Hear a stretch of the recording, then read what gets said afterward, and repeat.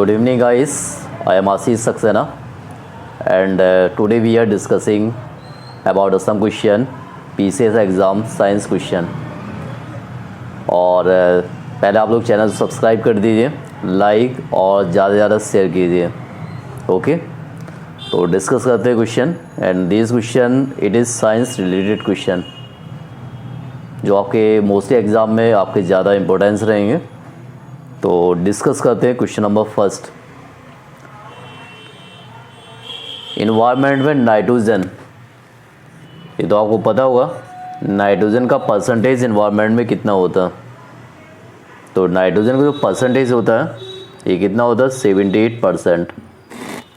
Okay, then question number second. जल में स्थायी कठोरता, जो जल में हार्डनेस होती है, इसका क्या रीज़न होता है, जल हार्ड क्यों होता है. तो जल में स्थायी कठोरता का जो रीज़न है ये है कैल्शियम और मैग्नीशियम सल्फेट. पहला क्या है, कैल्शियम, और सेकंड क्या है, मैग्नीशियम. तो कैल्शियम एंड मैग्नीशियम के सल्फेट का जल में पाया जाना. और इसमें पूछ लिया जाता है कि स्थायी या अस्थायी, जल की स्थायी या अस्थायी कठोरता कैसे दूर की जाती है. तो यहाँ पे आपका आंसर आ जाए सोडियम कार्बोनेट. ओके, अब जनरली क्वेश्चन पूछ लिया जाता है कि कैमरा है, दूरबीन है, दूरबीन की लेंस या धूप का चश्मा, इसमें किस कांच का यूज करते हैं हम लोग. तो ये कांच है, आप लोग बता सकते हैं. तो यहाँ पे जो कांच होता है फ्लैट कांच. ओके, तो जनरली जो दूरबीन है या धूप का चश्मा, यहाँ पे जो हम कांच ग्लास की यूज़ करते हैं ये होता है फ्लिंट कांच. एक क्वेश्चन और भी पूछा जाता है, कांसा.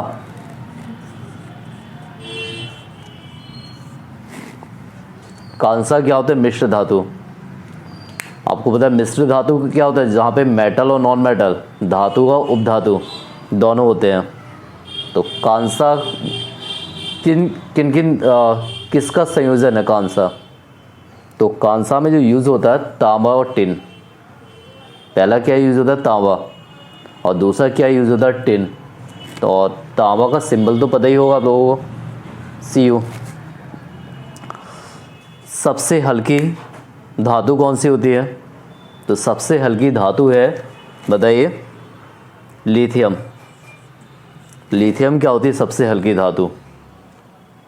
अब एक क्वेश्चन और भी मोस्टली पूछता है कि फलों को पकाने में हम किसका यूज़ करते हैं, कौन सी गैस होती है. तो फलों को पकाने में हम यूज़ करते हैं एसिटिलीन गैस का.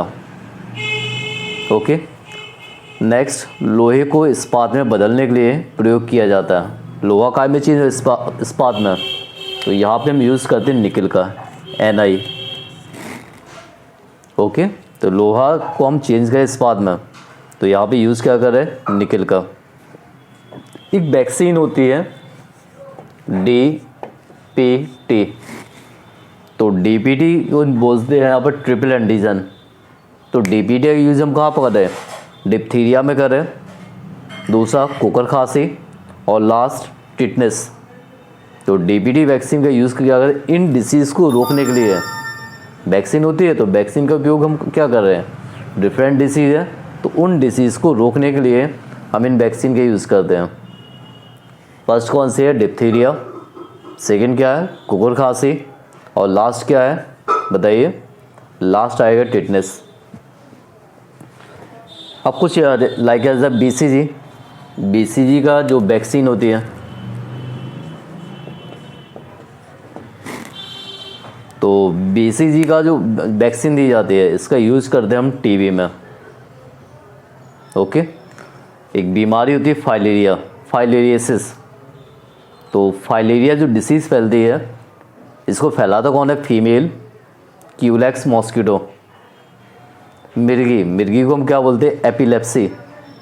और मिर्गी क्या होती है, एक आनुवंशिक डिसीज़ होती है. मतलब यदि पेरेंट्स को है तो डिसीज़ क्या हो सकती है, बच्चों में होती है. गलसुआ क्या होता है, संक्रामक डिसीज़ होती है. आंत्र ज्वर, एक क्या होता है जल बाहिर, जल के मीडियम से डिसीज होती है। ओके, अब यहाँ पे पॉइंट आता है EEG, कहीं कहीं पूछ लिया जाता है।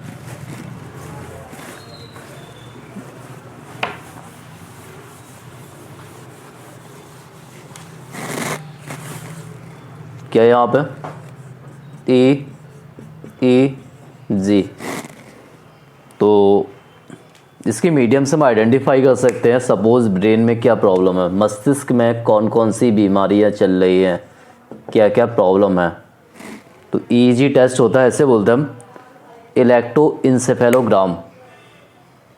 ओके, क्या बोलेंगे, इलेक्ट्रोइंसेफेलोग्राम। इससे ब्रेन के अंदर जो प्रॉब्लम होती है उसको हम आइडेंटिफाई कर सकते हैं। विटामिन की डिस्कवरी किसने की, एक साइंटिस्ट का नाम है फंक। फंक ने जो डिस्कवरी की विटामिन की। प्राकृतिक गैस, प्राकृतिक गैस किसका मिश्रण होता है, तो प्राकृतिक गैस में क्या होता है ब्यूटेन, और सेकंड क्या होता है पेंटेन। ध्यान रखिए, ब्यूटेन मतलब यहाँ पे कार्बन है 4 और पेंटेन यहाँ पे नंबर ऑफ कार्बन क्या 5 है। एलपीजी में जो स्मेल आती है इसमें क्या मिलाया जाता है, तो इसमें जो सल्फर के यौगिक होते हैं मिथाइल मरकैप्टन, इसको आप ध्यान रखिए।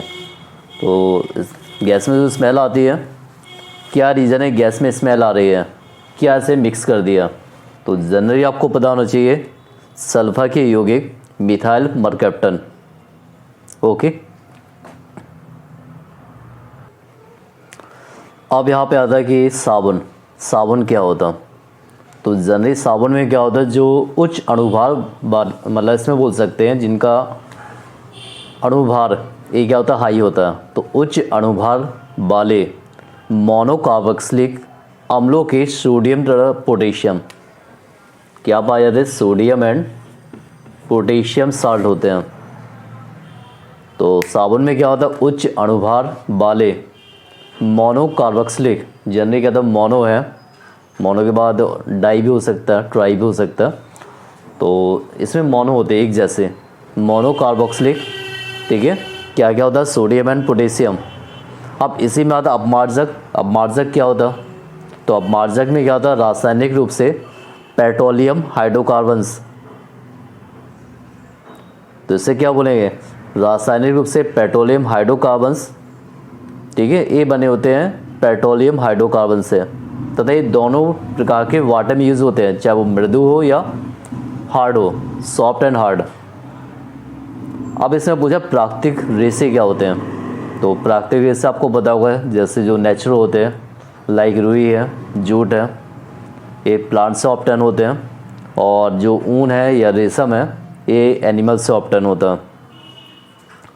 प्लास्टिक, प्लास्टिक क्या होता, तो प्लास्टिक क्या होता है पॉलीमर्स, और जनरली ये विद्युत या ऊष्मा के दुर्बल चालक होते हैं। मतलब इसमें बोल सकते हैं कि लाइक एज द विद्युत इलेक्ट्रिसिटी, तो ज़्यादा कंडक्टिविटी नहीं पाई जाती है। ईंधन क्या होते हैं, वे पदार्थ जो वायु या ऑक्सीजन में जलकर ऊष्मा या प्रकाश उत्पन्न करते हैं। नेक्स्ट यहाँ पे आता है टीका और टीकाकरण। टीका क्या और टीकाकरण मतलब वैक्सीन क्या और वैक्सीनेशन क्या है, तो वैक्सीन क्या होता है किसी डिसीज़ के बॉडी में कोई डिसीज़ हो गई है तो उस डिसीज़ को रोकने के लिए बॉडी में जो मेडिसिन पहुंचा रहे हैं जिससे आपकी बॉडी की इम्यून पावर क्या होगी स्ट्रांग होगी, उससे बोलते हैं वैक्सीन। तो इस प्रोसेस को बोलते हैं वैक्सीनेशन। दोनों डिफरेंस है। सपोज बॉडी में कोई बीमारी हुई, हम लोग कोई मेडिसिन पहुंचा रहे हैं तो उस मेडिसिन से आपकी बॉडी की जो प्रतिरोधक क्षमता वो स्ट्रांग हो रही है, जिससे क्या बोलते हैं वैक्सीन, और प्रोसेस को क्या बोल दिया हमने वैक्सीनेशन। नेक्स्ट एज द जो अब इसमें आता है कि जो जैविक खाद होती है, तो जैविक खाद में क्या होता है बैक्टीरिया है, ब्लू ग्रीन एल्गी, तो इसमें क्या होता कि जो नाइट्रोजन फिक्सेशन कैपेसिटी है, तो यहाँ पे क्या होता है कि कैसे इन्वायरमेंट की नाइट्रोजन फिक्सेशन को बढ़ा सकते हैं। तो इसमें क्या जैविक खाद में हम यूज़ कर रहे हैं बैक्टीरिया है, blue green algae. Transgenic crops, इसमें क्या होता है, डिफरेंट टाइप ऐसी क्रॉप्स जिसमें विभिन्न जीवों का संयुग्मन कंजुगेशन से बनाया जाता है। जनरली ट्रांसजेनिक क्रॉप्स क्या होती है, विभिन्न डिफरेंट बीमारी से अपने आप को रेजिस्टेंट कर लेते हैं, उनमें किसी डिफरेंट डिसीज़ का कोई इफेक्ट नहीं होता। अब यहाँ पे कुछ स्पीसीज आ गई, लाइक गाय की बोल दे कि अलग अलग वैरायटी कौन कौन सी है। तो गाय की जो वैरायटी साहिवाल और सिंधी है। भैंस की वैरायटी है मुर्रा, जिसको मैं राइट के दे रहा हूँ। ये भैंस की स्पीसीज है मुर्रा। दूसरी है नीली रवि और एक है भदावरी। तो ये स्पीसीज है आपकी भैंस की। फर्स्ट कौन सी, मुर्रा, दूसरी है नीली रवि और थर्ड है भदावरी।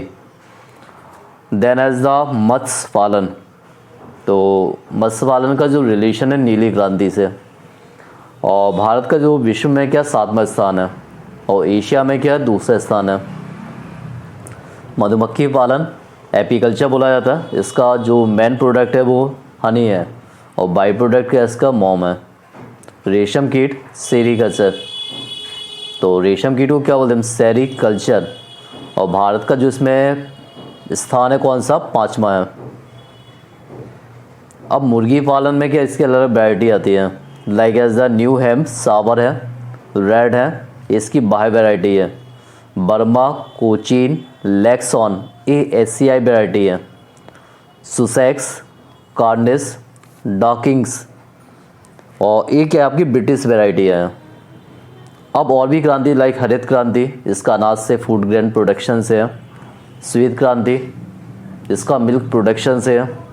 सिल्वर क्रांति, तो सिल्वर क्रांति में क्या होता कि इसमें भी जो आपके मुर्गियां होती हैं उनका प्रोडक्शन तथा एग के प्रोडक्शन को बढ़ावा देना। अब यहाँ पे आता है कि सपोज बाय जो एयर पॉल्यूशन हो रहा, ठीक है, तो किस गैस का इफेक्ट बॉडी में ज़्यादा होता, तो आपको जनरली पता है CO, कार्बन मोनोऑक्साइड। बच्चों में एक डिसीज़ होती है प्रोटीन की कमी से बच्चों में कौन सी डिसीज़ हो जाती है, तो बीमारी का नाम है मेरेस्मस। इसको आप लोग ध्यान रखिए, क्या नाम है, मेरेस्मस। इसमें क्या होता है कि बॉडी का जो मास है वो मास क्या होता है पूरा कम हो जाता है और बॉडी में ज़्यादा क्या दिखाई देती है, बोन्स, हड्डियाँ दिखाई देती हैं। तो ये बीमारी आप ध्यान रखिए, मेरेस्मस। नेक्स्ट एज द जो लाइकेन होता है, पूछ लिया जाता है कि लाइकेन किसका इंडिकेटर है, तो lichen it is the indicator of air pollution. Like different disease है, पीत ज्वर है, डेंगू है, चिकनगुनिया है, ये डिसीज़ फैलती है आपकी। ओके, तो ये डिसीज़ है पीत ज्वर, डेंगू, चिकनगुनिया। तो इनको फैलाता कौन, टाइगर मच्छर। देन इसमें एक जापानी एंसेफेलाइटिस बीमारी डिसीज़ है, तो सबसे पहले किस में ऑब्जर्व किया गया, तो जापानी एंसेफेलाइटिस सबसे पहले ऑब्जर्व किस में किया गया, सुअर पे, पिग पे किया गया। अब यहाँ पे एक क्वेश्चन आता है कि डायनोमो की जो डिस्कवरी किसने की, माइकल फैराडे। और डायनोमो में क्या क्या होता है, डायनोमो किसको किस में चेंज करता है, यांत्रिक ऊर्जा को विद्युत ऊर्जा में। इसमें डायनोमो में पार्ट कौन कौन से होते हैं, first part armature, second SARFAESI वलय एवं ब्रश और थर्ड पॉइंट क्षेत्र चुंबक। ये सभी पार्ट होते हैं डायनोमो के। विद्युत मोटर क्या करता है, विद्युत ऊर्जा को यांत्रिक ऊर्जा में बदलता है। पूछ लिया जाता है कि कौन किस ऊर्जा को किस में चेंज कर रहा, तो विद्युत मोटर क्या कर रहा है, विद्युत ऊर्जा को यांत्रिक ऊर्जा में कर रहा। और विद्युत मोटर विद्युत चुंबकीय प्रेरण के सिद्धांत पर कार्य करता है। यही पूछ लिया जाता है कि विद्युत मोटर किस सिद्धांत पर कार्य करता है, तो ये करता है विद्युत चुंबकीय प्रेरण के सिद्धांत पर। टेलीविज़न का आविष्कार किसने किया, जॉन बेयर्ड ने। परमाणु बम का किसने किया, ऑटो हॉर्न ने। और परमाणु बम से ही हम बनाते हैं हाइड्रोजन बम। यही पूछ लिया जाता है कि हाइड्रोजन बम किससे बनता है, तो हाइड्रोजन बम जो बनता है ये बनता परमाणु, बताइए, परमाणु बम से। ओके, तो आप लोग स्टडी करते जाइए, अपने सजेशन भी देते रहिए। और जो भी सजेशन है बताइए, और सब्सक्राइब, लाइक और ज़्यादा से ज़्यादा शेयर करते जाइए।